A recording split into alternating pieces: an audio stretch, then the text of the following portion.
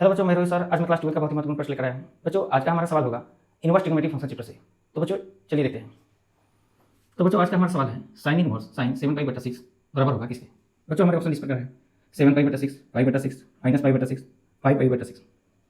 बच्चों जब भी बोर्ड एग्जामिनेशन में आपको इस तरह के सवाल दिए जाते हैं अक्सर बच्चों ये क्या करते हैं, साइन से साइन इनवर्स काट देते हैं और यहाँ पे जो दिया रहता है मान वही आंसर मान लेते हैं। अब बच्चों ये ऑप्शन ए में दिया भी है जो इसे करके आ जाएंगे बच्चे, तो लेकिन ये गलत हो जाएगा। तो बच्चों आखिर ये क्यों गलत हो गया, चलिए इस कंसेप्ट को समझते हैं। तो बच्चों कंसेप्ट कहता है कि साइन इनवर्स का जो मान होता है बच्चों, यानी इसका जो रेंज होता है -π/2 से लेके π/2 के बीच में होना चाहिए। अर्थात बच्चों ये से 1π/6 है इस रेंज से बाहर है।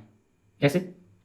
जैसे यहाँ मान लीजिए कि पाई का मान क्या होता है 180 डिग्री होता है, अर्थात यहाँ पे दिया है 7π/6। अब इसको हम सॉल्व करेंगे तो 7 गुने पाई का मान क्या होता है 180 बटा हो जाएगा 6, और जब इसको काटेंगे तो ये जो है 30, 3 7 21 210 डिग्री हो जाएगा। अर्थात बच्चों ये 7π/6 जो है 210 डिग्री के बराबर है, जो इस रेंज से बाहर है। अर्थात ये इसका मान क्या होगा -90 से लेकर 90 के बीच में होना चाहिए, लेकिन ये तो 210 है, इसीलिए बच्चों ये आंसर नहीं होगा। यानी साइन का रेंज इनके बीच में होना चाहिए या इनके बराबर होना चाहिए। तो बच्चों इसका आंसर क्या होगा, चलिए देखते हैं। हम क्या करेंगे, सबसे पहले सवाल करेंगे साइन इनवर्स साइन 7π/6। अब बच्चों क्या करेंगे, ये साइन इनवर्स जैसे कहते हैं इस साइन को साइन ले लेंगे फिर, और ये 7π/6 है इसके रेंज में नहीं आ रहा था, इस रेंज में लाने के लिए इसको छोटा रूप लिखेंगे। अर्थात हम इसको लिखेंगे पाई प्लस π/6 के रूप में। अब बच्चों आप लोग बोलेंगे इसको सर कैसे आपने लिख दिया, तो देखिए ये π/6 जैसे कैसे ले लीजिएगा, यहाँ पे पाई ले लीजिए। अब देखिए 6 × 6 1 7π/6 आ गया बच्चों, अर्थात 7π/6 को हम इस प्रकार लिख सकते हैं। अब बच्चों क्या होगा, ये साइन इनवर्स जैसे कैसे हो जाएगा, ये यहाँ पे पाई दिया है तो ये साइन नहीं चेंज होता है, साइन का साइन ही हो जाएगा, और यहाँ पे π/6 दिया है वो π/6 ले लिया जाता है। अब बच्चों यहाँ पे हम एक और बेसिक कंसेप्ट को समझेंगे।